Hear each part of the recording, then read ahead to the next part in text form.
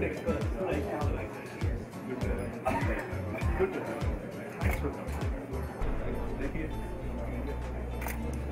you.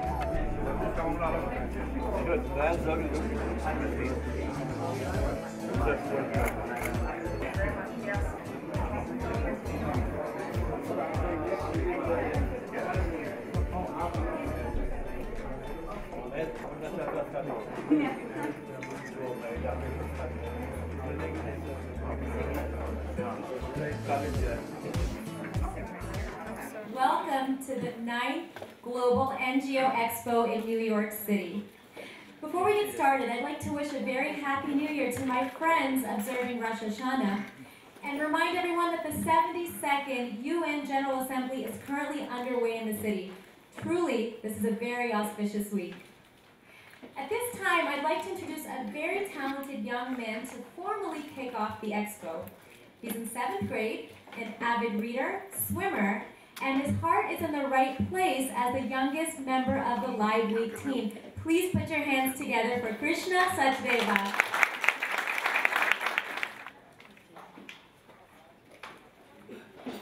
Good morning, everyone. Good morning. I'm Krishna and I'm here to welcome you all to the 9th edition of NGO Expo, organized by Live Week. I am honored to have you all here. Thank you for coming. Before I commence my speech, I would like to thank my dad, who is CEO Live Week and founder NGO Expo, for giving me this opportunity to speak here today. I am really excited about it. Thank you, Dad. We are gathered here today because we share one common agenda, social good.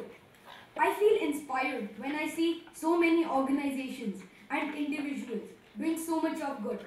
I am blessed to be among such great people and sure our future is in great hands. A couple of days ago, my dad asked me to see one video, which after seeing, I felt so touched. I think there couldn't be a better time to share the story. This is the story of compassion and goodness. In 1892, at Stanford University, an 18-year-old student was struggling to pay his fees. He was an orphan. Not knowing where to turn for money, he came up with a bright idea. He and a friend decided to host a musical concert on campus to raise money for their education. They reached out to the great pianist Ignacy J. Paderewski. His manager demanded a guaranteed fee of $2,000 for the piano recital. A deal was struck and the boys began to work to make the concert a success. The big day arrived, but unfortunately, they had not managed to sell enough tickets. The total collection was only $1,600. Disappointed, they went to Paderewski and explained their plight. They gave him the entire $1,600 plus a check for the balance $400 and promised to honor the check at the soonest possible. No, said Paderewski, this is not acceptable. He tore up the check, returned the $1,600 and told the two boys, here's the $1,600. Deduct whatever expenses you have incurred. Keep the money you need for your fees and just give me whatever is left. The boys were surprised and thanked him profusely. It was a small act of kindness, but it clearly marked out Paderewski as a great human being. Why should he help two people he did not even know? We all come across situations like these in our lives. Most of us only think, if I help them, what would happen to them? The truly great people think, if I don't happen to them, what will be their case? They don't do it expecting something in return. They do it because they feel it's the right thing to do. Paderewski later went on to become the Prime Minister of Poland. He was a great leader, but unfortunately, when the World War began, Poland was ravaged. There were more than 1.5 million people starving in his country, and no money to feed them. Paderewski did not know where to turn for help. He reached out to the US Food and Relief Administration for help. The head there was a man called Herbert Hoover, who later went on to become the US President. Hoover agreed to help and quickly shipped tons of food grains to feed the starving Polish people. A calamity was averted. Paderewski was relieved. He decided to go across to meet Hoover and personally thank him. When Paderewski began to thank Hoover for his noble gesture, Hoover quickly interjected and said, "You shouldn't be thanking me, Mr. Prime Minister. You may not remember this, but several years ago, you had 2 young students go through college. I was one of them." This story captures the essence: what goes around comes around. Leaving you all with this noble thought, and before I sign off, I would like to request you to visit the exhibition area, where some great organizations have come together to showcase their social work and initiatives. Thank you. My name is Monica Bassi and I work in television. I am neither a game show host nor a real housewife of anywhere. I am actually a television producer and host, and my show is called Meatless America, and we showcase the best vegan dining throughout the country. So in terms of sustainability, I believe I'm in great company today. At this time, I'd like to invite our inaugural speakers to the stage to join me. We have Dr. Bindeshwar Pathak, Stanley S. Littell, and Carolyn Barlerin.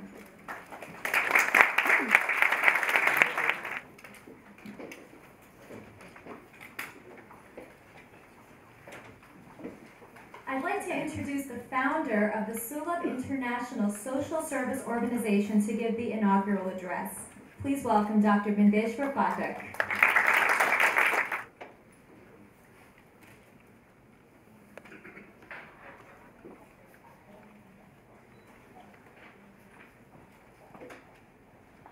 Honorable Amit Sajjawadi, Mr. Stanley Little, Mrs. Carolyn Berlin, and distinguished participants. I feel proud and privileged that I have been asked to speak before you and to share some of the experiences I have gained the last 50 years in the field of social work. The boy who gave the welcome speech, certainly we have the same philosophy, and we say God has helped you to help someone. But time is very short, so I will certainly exchange my experiences later on in the day. Just having given 10 minutes time to speak on the inauguration, I would like to take up time for others. So just I would like to start from here, that I am the follower of Mahatma Gandhi. My wife is here, and one Gandhian friend is here, Mr. Prasad. He is the General Secretary of Sabha Sangh, which was founded by Gandhi himself, but could not inaugurate. It was inaugurated after his death. I joined Bihar Centenary Committee in the year 1968. The centenary of Gandhi was 1969. So we have to make preparations. I was asked by my General Secretary to fulfill the dreams of Mahatma Gandhi, to rescue the untouchables from the evening practice of cleaning night soil on the head. I myself clean the toilets to know the pain and sufferings of untouchables which they have been doing and their sisters from last 5,000 years in India. They are doing good job in the country. Had not the clean toilets, people would have died, had diseases. But what they got from society, humiliation, insult, and tragedy. Gandhi himself had said, till they clean night soil, nobody will have food with them.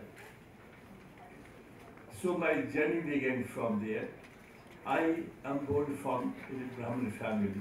It's a caste system in India. It's the highest caste. I touched a lady untouchable while I was a child, smaller than him. And for that matter, my grandmother forced me to swallow cow dung, to drink cow urine, and she put a lot of water on my head to purify me. This was situation in India. Then, so I explained to the General Secretary. He did not agree. The time is short, so I'm just cutting short. So I went and lived in the colony of untouchables for 3 months.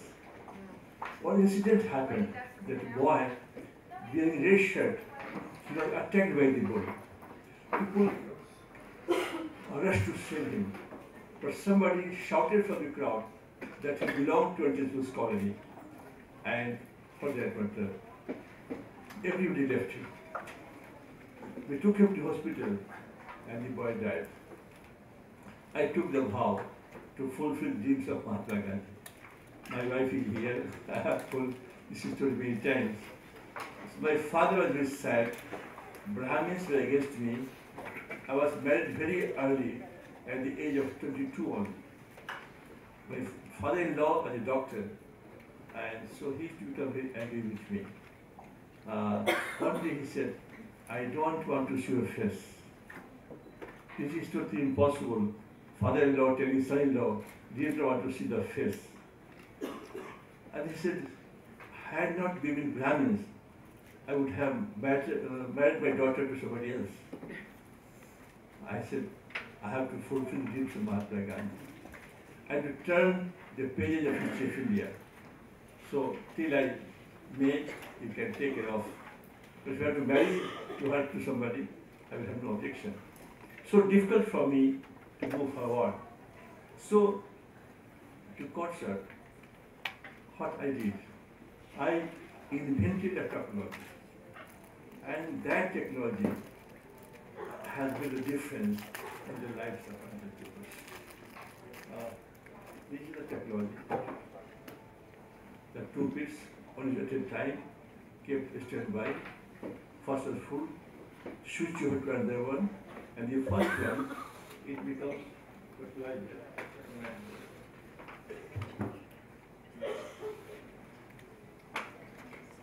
This is fertilizer, but this is whole skeeter. One fish seed in my hand. Nobody can touch one fish seed like this, but I am spelling for you, the seed.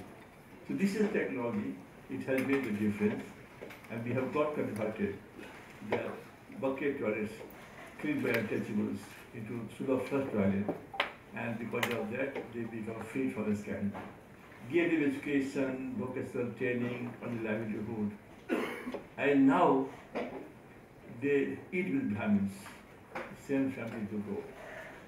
Here, this your New York mayor, Will de Blasio, because of this contribution, he declared one day in my name, carry that on. I, Will de Blasio, Mayor of the City of New York, do hereby proclaim Thursday, April 14, 2016, the City of New York as Dr. Bindeshwar Pathak Day. So this, I asked from him Excellency, why for me? He said, no, because you fulfill the dreams of Mahatma Gandhi and Martin Luther King Jr. also. Because Martin Luther King Jr., he wanted the slaves, sons of slaves and sons of masters to sit together in the Red Hills of Georgia. And so we have fulfilled the dreams, and this is why. So the question is, because of technology, it has made a difference. Now, so environmental side, I invented technology, and it is helping now the women of India to go to toilets with safety and dignity. Earlier, they used to go before sunrise or after sunset, and in darkness they had to face a lot of problems like biting by snakes, scorpions, attacked by animals, and sometimes rapes also. The technology is helping now the girls not to go to schools. In India, there are no public toilets when I came on the scene. Now India has public toilets for the country. Also, we have developed technology. The homeless data is recycled fully and we use for as bioenergy, converting land, cooking food, or converting to energy. And the water discharge from public toilets, just see this is the water from public toilet, so clean. On the one hand, you can use as a fertilizer. On the other hand, if you want to discharge in your bodies, there is no chance of pollution. So we have developed, so environmental side, we have done all these things, and therefore it is helping to stop open defecation also in India.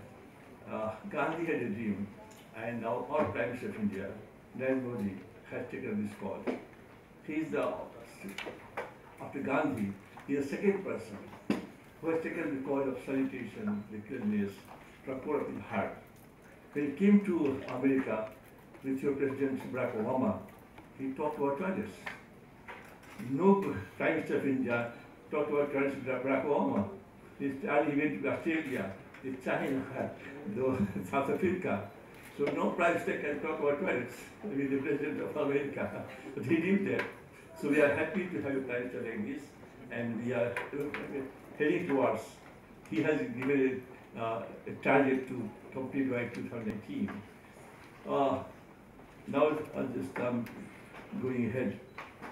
See, this is very important that now the public toilets we have built. Just see the public toilet, biggest in the world. It has 2,858 seats. It will be used by 400,000 people per day. So the idea is that those who come to the pilgrims, they should not go outside for defecation. So there should be a provision. Only then they cannot go outside. If you just say, it is not possible. So that way also we have put about 9,000 public toilets like this in India, and we have put up these individual toilets about 1.5 million at Sulabh alone. The government of India has put up 60 million toilets on our technology. Now the China, Bangladesh, Vietnam, South Africa, they are all adopting this technology.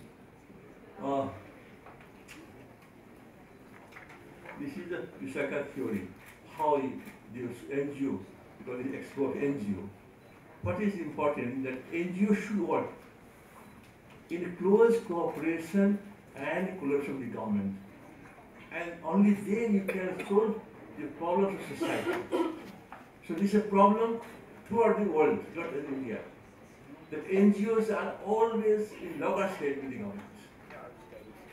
And that becomes a problem. So in this NGO Expo, I would like to ask him to conclude with this. That we tell NGOs that you should work with the government in close cooperation. The government cannot solve all the problems. So with the NGOs' help, the government can solve problems. But if we are only fighting with the government all the time, it is very difficult. Now, this is not good for me to tell all these things, but as an alternative, I have also been included in this list of about 50 people by Economist magazine about the biodiversity. So President Barack Obama is there, Hillary Clinton is there, and others are Anjali, like this over there. So 50 people have been listed and prepared. Those who are doing the different fields. So we have been doing in 30 fields in the country. And so I now don't want to take this further time.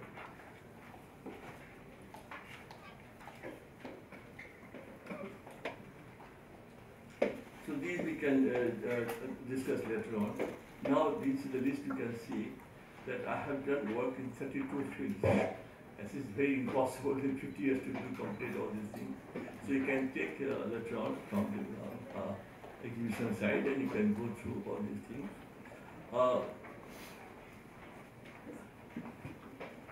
In India we have problem of widows. After death of husbands, they are not allowed to wear good dress, to good food, not to smile, not to laugh, not to attend any function in their family, like marriage, everything. So after death of husband, widows become just like something, I have no words to explain to you, that they have to suffer all sorts of indignity in the family itself. So we are helping them, and now they are must have heard the name of the holy festival in India, the color festival. Now we have helped them. So we have transformed the lives of the widows also. And the boy, at the welcome speech, he was telling about the story, and also I heard the story earlier also. So that way, also I helped many people in distress. In one case, that a lady was about to die, and doctor said only 10% survival chances there. In my office, all said, oh, she will die, why to spend a lot of money on her? I said, try. And she was saved. Today she is working with us last 20 years. A boy, I helped him for study. Now he is doing the app, and he has become a lawyer. In this country he came, and he studied, and I gave him full money for his study. So these are the examples in distance also. And so now I to just conclude. I don't want to take your time here. Later I will discuss in detail. So also I am helping that in the courses being taught, the sociology of sanitation in 10 universities of India. That is also important, that we are not only action side, also we are theory side. So we are working there. So millions of people have been, now we are working with 97 companies. Now India, the system has, not system, now the companies have come forward to help to implement projects in the country. And your Boeing company has come forward also. So that is a system where they give money, resource mobilization, monitoring supervision, and we go to gate, inspect, go house to house, build toilets, and follow them. So that way, now companies are coming forward. So the story is why I was telling. Now the Bill Gates has come forward. The Warren Buffett something name is there. So now the okay, thank you. Yes, so okay. Thank you for reminding me. So just I want to conclude. Our technology has been declared one of the 5 inventions of the world. The BBC, the technology I showed you, the technology has been declared one of the 5 inventions of the world. Now, thank you for reminding me. So I'll leave it again. I'll come back again, no problem. Because he's right, I will keep going for the time. It's not good to go further. Only I will just conclude. The later you can have you copy that. Montu. She did 4 days before, wrote a letter to me to help India to make India keep it clean. This is the testimony of the Prime Minister to NGO. That's what we have been doing. You can take the copy of the letter and we can discuss later. So with these words, I thank you to all of you who are hearing, patient hearing, and to also thank you. Thank you, Dr. Pathak. I mean, there's so much goodness that they're doing that we could go on all day, but in the spirit of time, we have to move on so we can listen to all of our wonderful leaders and speakers here today. Up next, we have a special address by IBM's Vice President of Corporate Citizenship and Corporate Affairs and President of IBM's International Foundation. Please welcome Stanley S. Littell.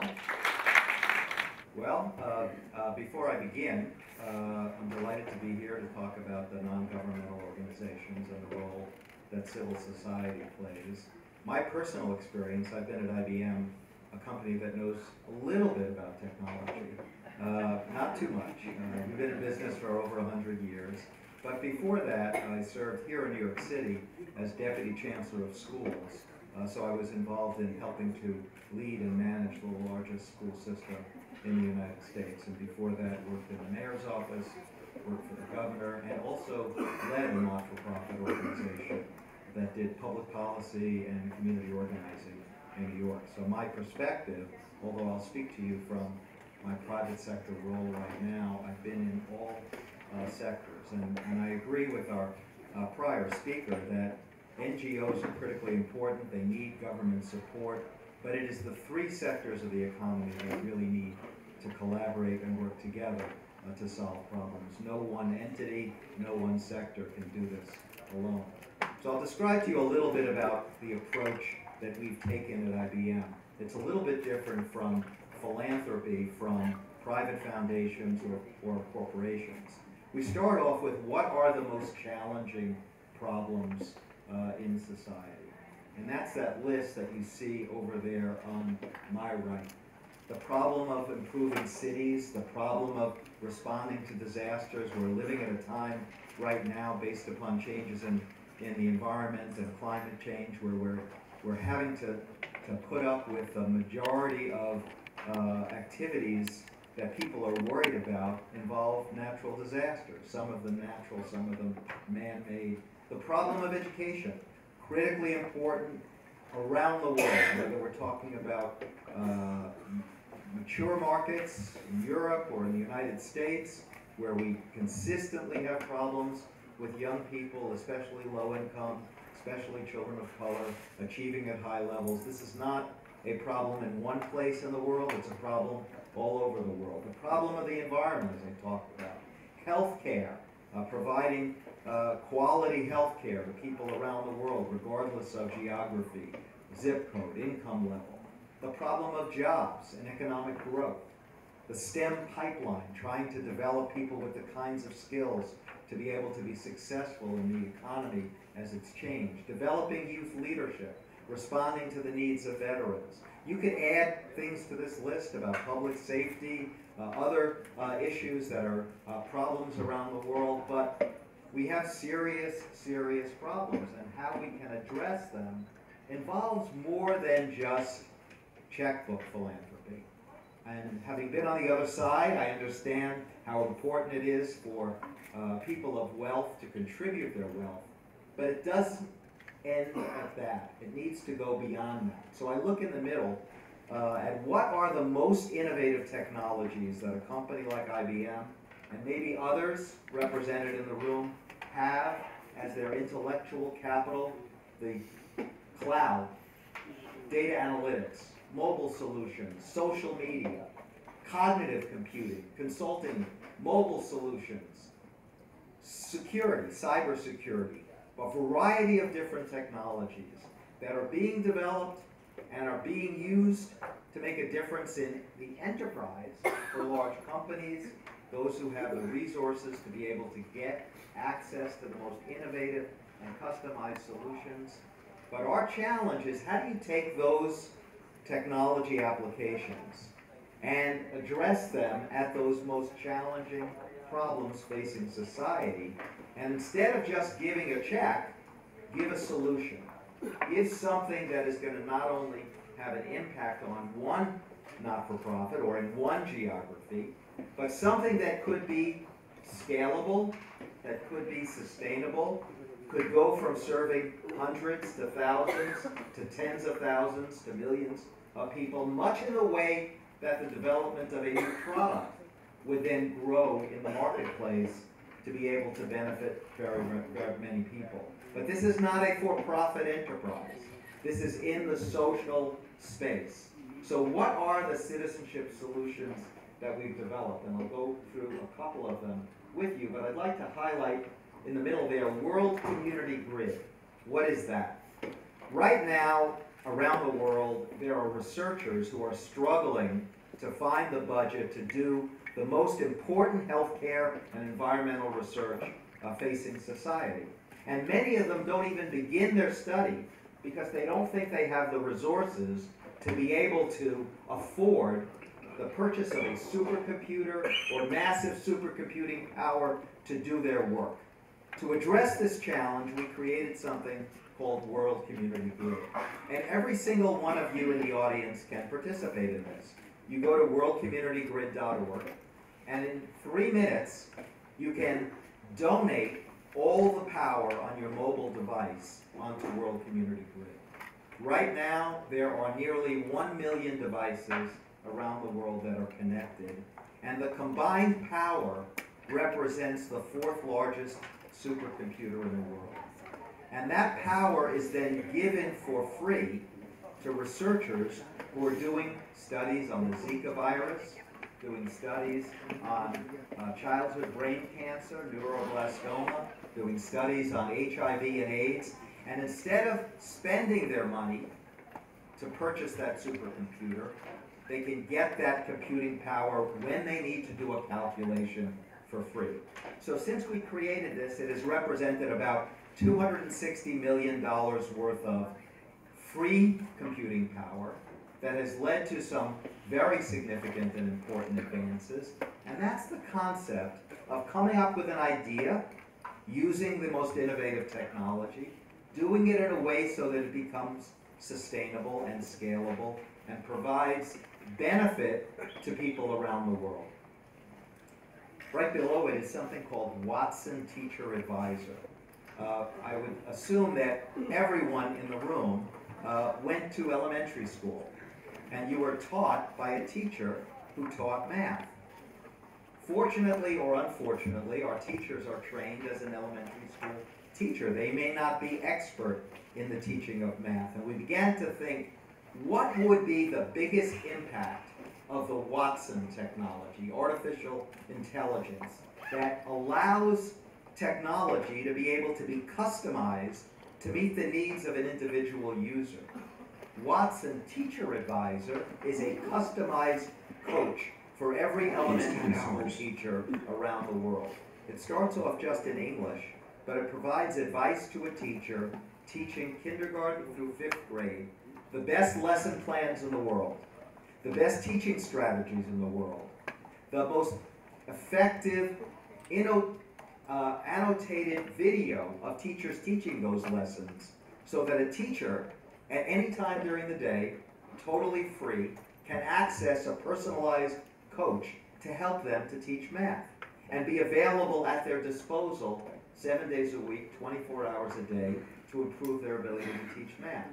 We launched this last week, and in day 1, 2,500 teachers signed up. There were 25 million hits on social media, 7 million of them on Twitter, letting teachers around the world know that if you need help to be a more effective teacher, Teacher Advisor is there to be your personal coach. Now, 2016 was a really interesting year. We implemented many of these programs around the world. A new way to educate our students, providing a clear pathway from school to college to career, assistance for cities through a Smarter Cities Challenge. By the way, the Smarter Cities Challenge has assisted 20 cities in India over the last 7 years.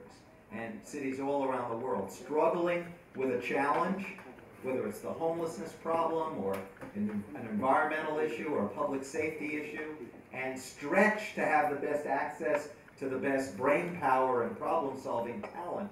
We send teams of our top talent from IBM to live in the city and help the city solve that critical problem through the Smarter Cities Challenge. Corporate Service Corps is a corporate version of the Peace Corps. In the United States, back in the 1960s, President Kennedy, at that point, challenged America's youth to sign up for something called the Peace Corps. It's been widely supported by people on bipartisan basis over decades. The concept for a corporate service corps is to select the top talent in a company. We pick 500 of our best young leaders every year on a competitive basis. 20,000 applications, we select the 500 top talent, and we send them out in teams in the developing world to work with NGOs to solve their problem, whatever it may be. In Nigeria, the problem was they wanted to implement a free healthcare program for poor women and children. A great leader came up with the idea, but they couldn't manage the implementation strategy to get the program off the ground. The team of corporate service corps participants from IBM working on the ground came up with the management system to solve that problem. In 3 years, 98,000 poor women and children in Cross River Province received free health care, and the program very successful to this day. We've done over 1,000 projects worth approximately $100 million over a 10-year period, and now many other companies interested in this concept, joining it to be able to send their employees to join an IBM team and learn what they're doing. A clear benefit to society, but a benefit to the company as well.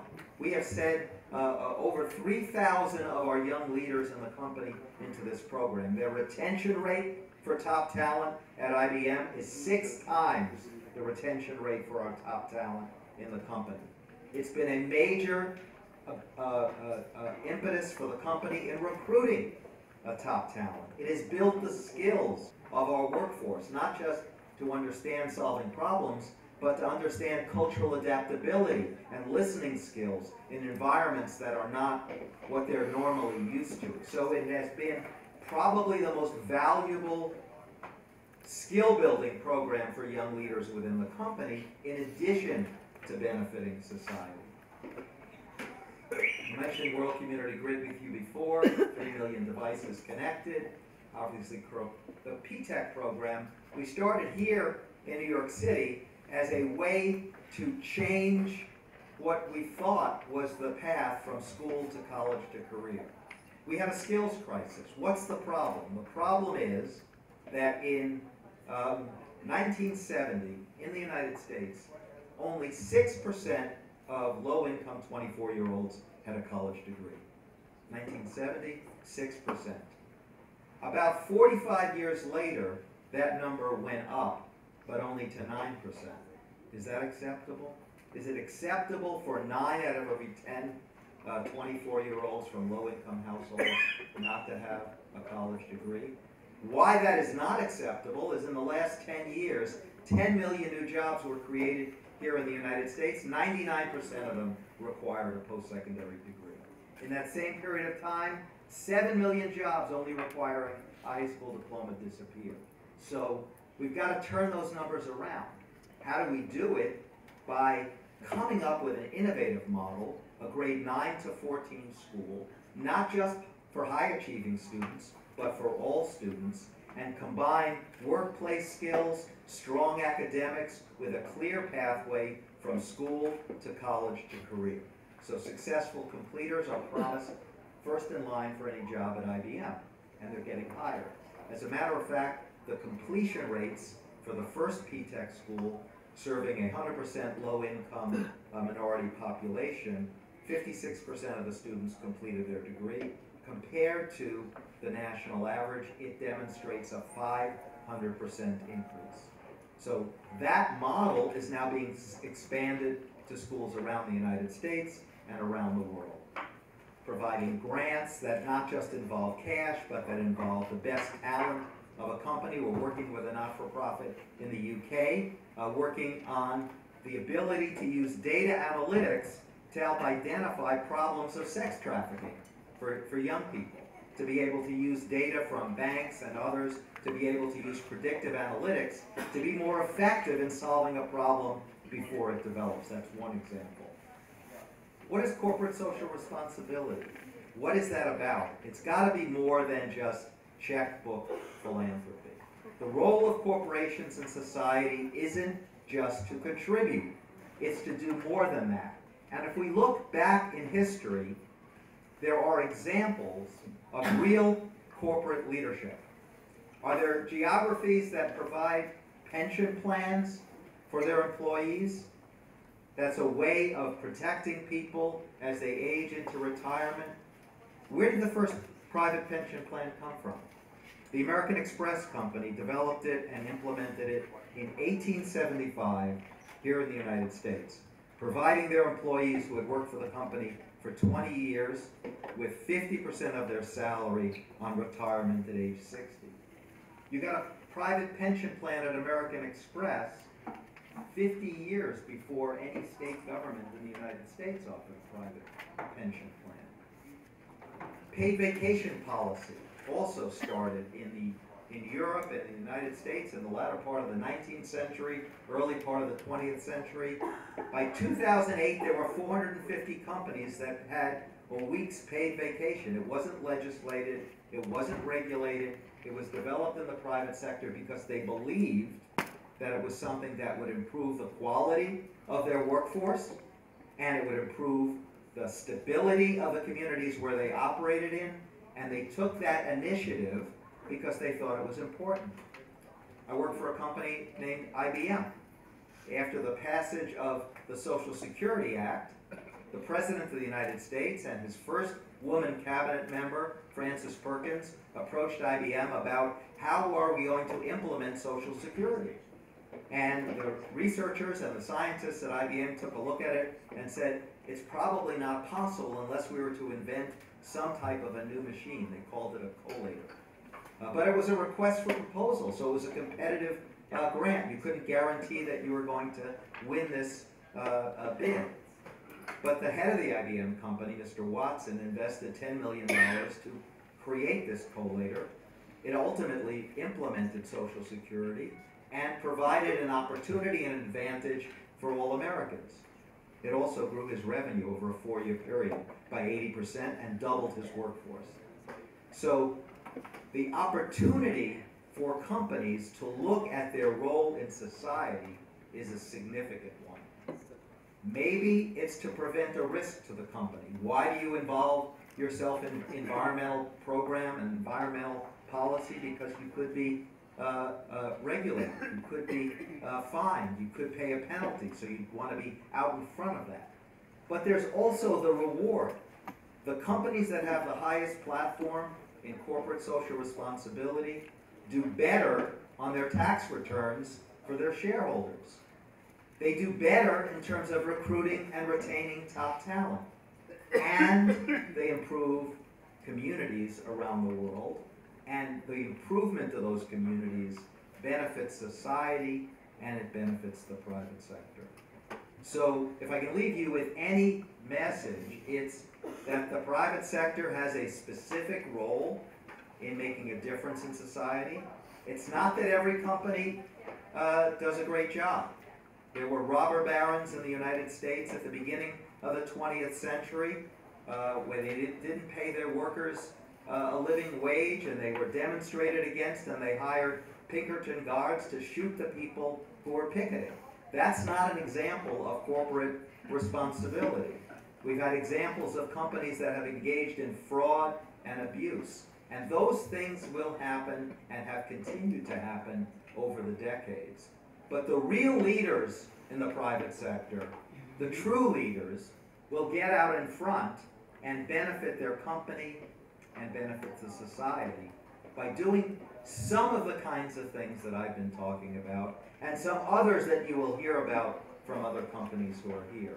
So the non-governmental sector where I used to work and the government sector where I used to work needs a partner in the private sector to be able to solve these problems and solve them effectively. Thank you very much.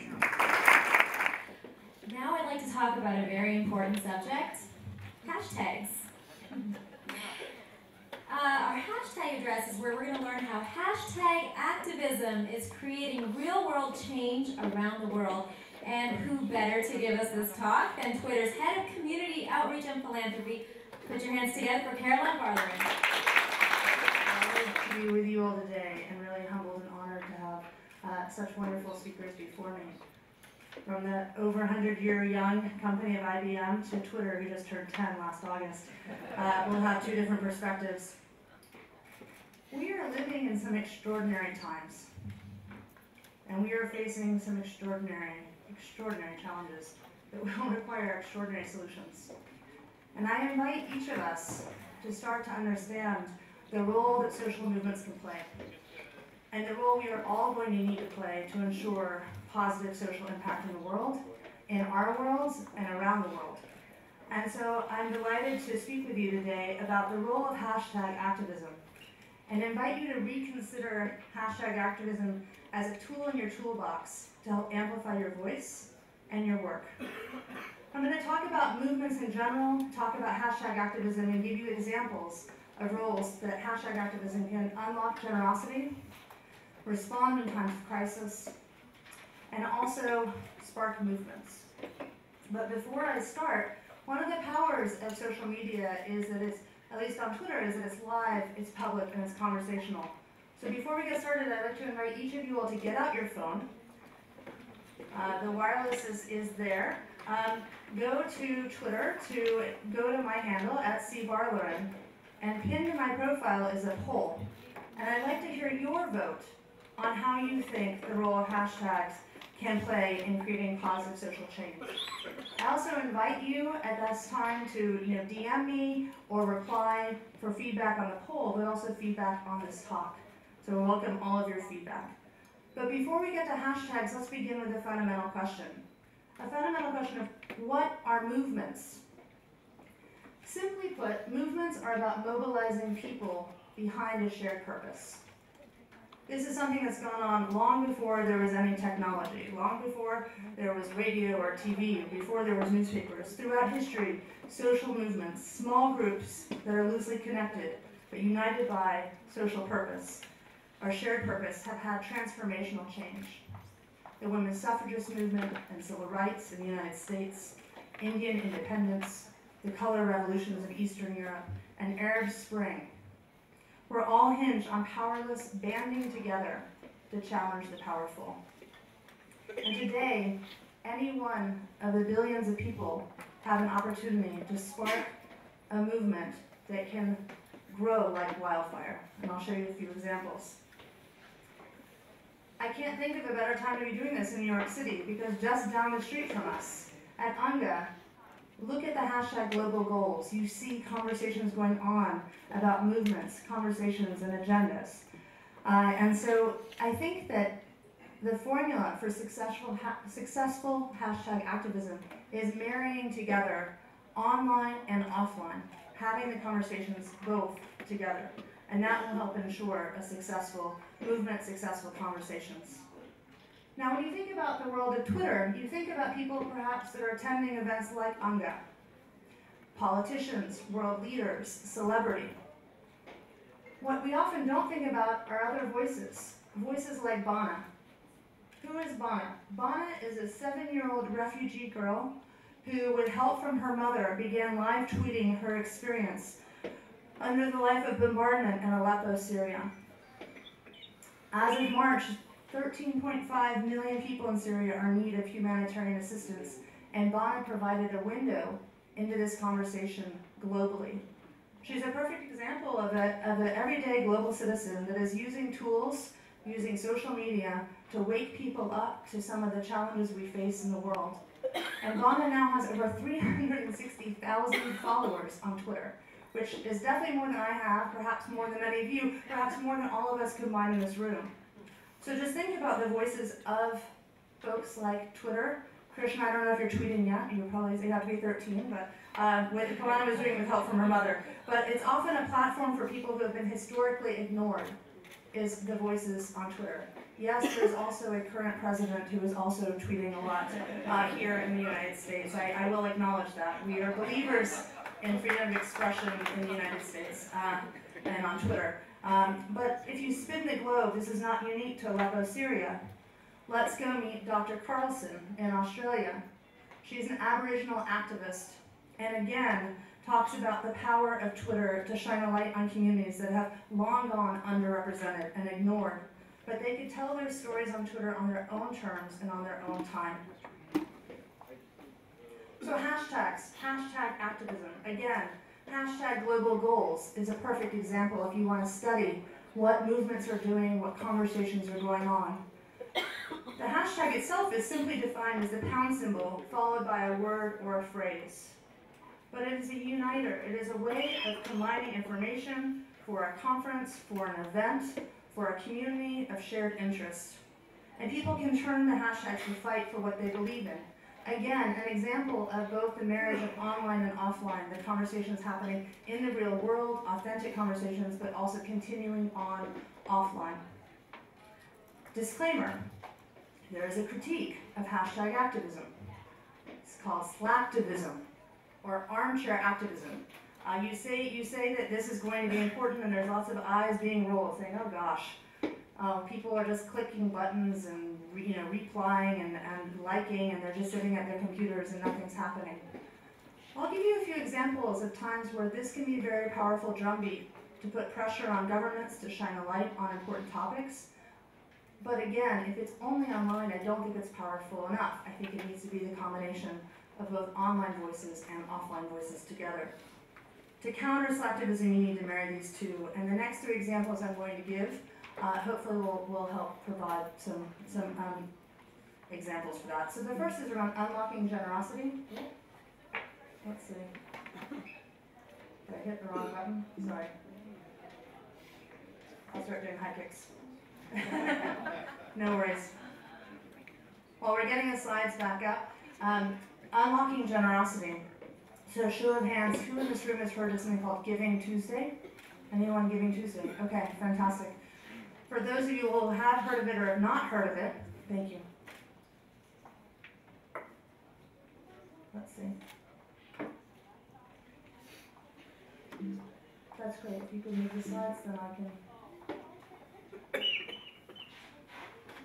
There we go. Perfect. So Giving Tuesday.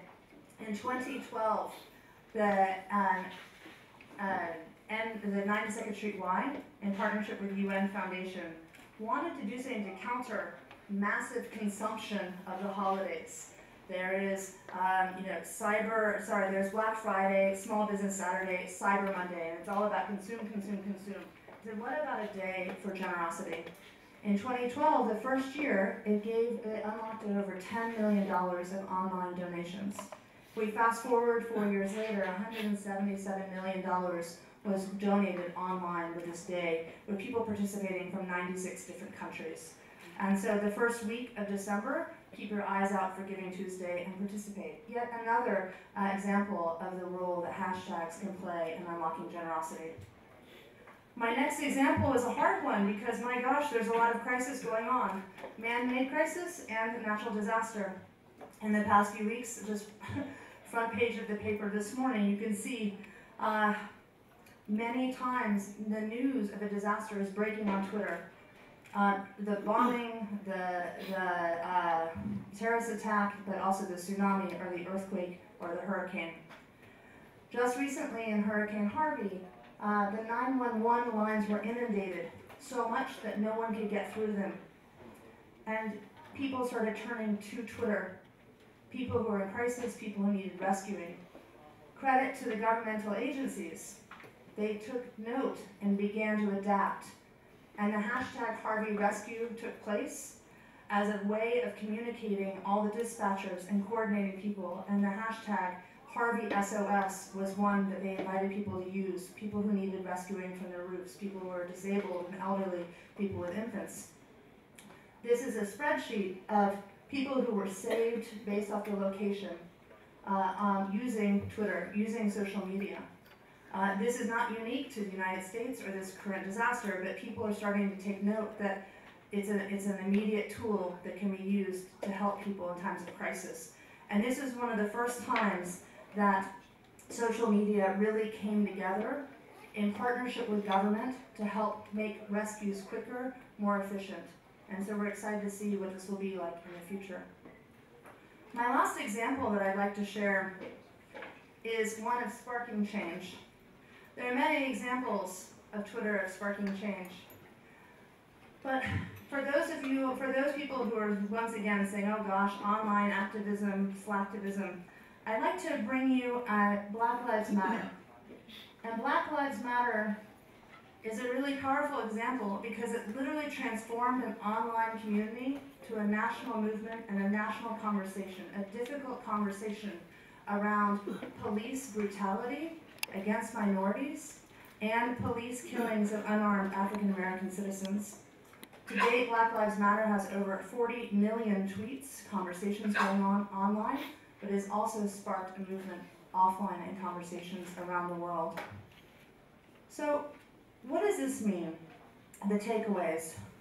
First, I want to go back to that poll and just see where we are, what the results are of the poll.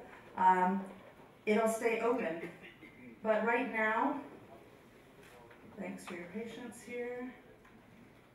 All right, 43% believe in this room that hashtags are positive change for movement building, 29% about uniting people globally, 9% about hearing different perspectives, and 19% on learning about issues.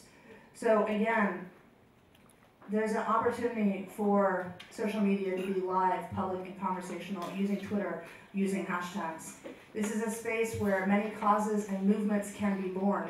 And I invite you to have this talk be one that informs you and inspires you to think more about the role social media can play in the conversations you want to have, the positive change you want to make in the world. And I thank you for this opportunity to consider ways to amplify your authentic voice, both for the NGO work you're doing here today and beyond, because we need to all work together to make the positive change happen in the world that we'd like to see. Thank you very much. But I'd like to talk about one very important leader who steered the Indian independence movement against British rule. He inspired movements for civil rights and freedom across the world. In India, he is called Bapuji. To the rest of the world, he is Mahatma Gandhi. We would like to present our esteemed speakers today with the Mahatma Gandhi Award.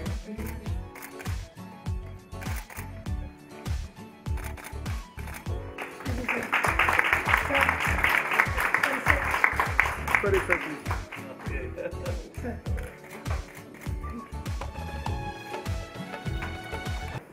And then I ask that you just stand up here just for a few minutes after that, and then we'll break everybody. We're just going to do a very special book launch with everyone here.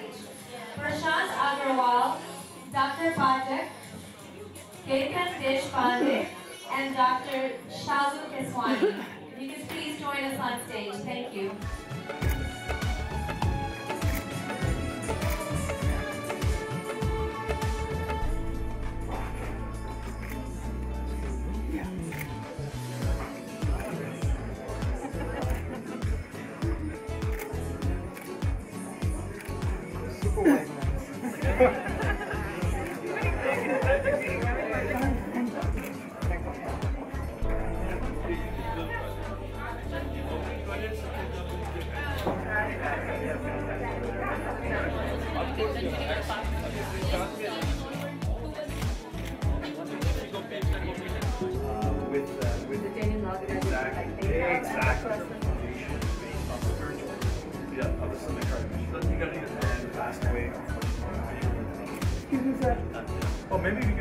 Sir एक बार इधर भी